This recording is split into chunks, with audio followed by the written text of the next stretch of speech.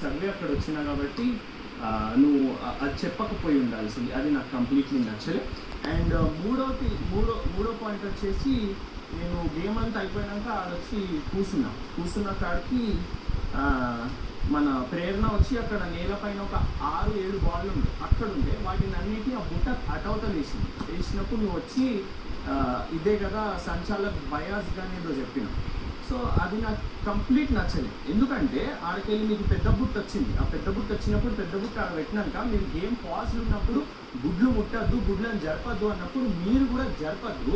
ఆ పెద్ద బుట్టలో చిన్న బుట్టలు ఉన్నాయి అన్నీ వేసేసి మీరు గుడ్లను ముట్టిరు. గేమ్ పాజ్ అయినప్పుడు మీరు గుడ్లను ముట్టి గుడ్లను పెద్ద బుట్టలు వేసినప్పుడు ఆయన వచ్చి ఏమన్నది, వాళ్ళు గుడ్లను ముట్టిరు కదా, మరి గుడ్లను జరిపిరు కదా, నేను కూడా గుడ్లని నేలపైన ఒక సైడ్కి అనుకుంటా అని ప్లే అయినాక లోపల వేసుకోవచ్చు అని చెప్పి ఆయన నాకు చెప్తే, సరే ఓకే రైట్ నువ్వు వేసుకో అని చెప్పిన.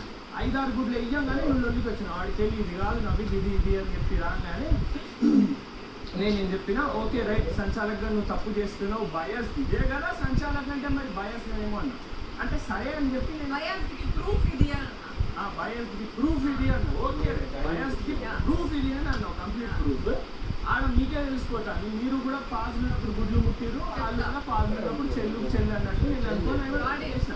సరే అయినా కానీ నువ్వు చెప్పినాక నేనేం చేసిన, ఆ గుడ్లను ప్రేరణ అటు అవతల వేసేయని చెప్పక ముందే మన విష్ణుప్రియ వచ్చి ఆడున్న 5-6 గుడ్లను ఇటు దండింది.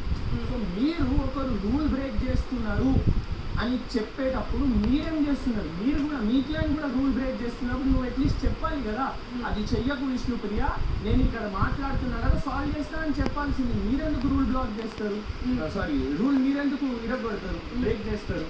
ఆడ నేను ఆ గుడ్లన్నీ టేప్ ఇచ్చేసినా మళ్ళీ ఈ గుడ్లను అంతా అది చేసి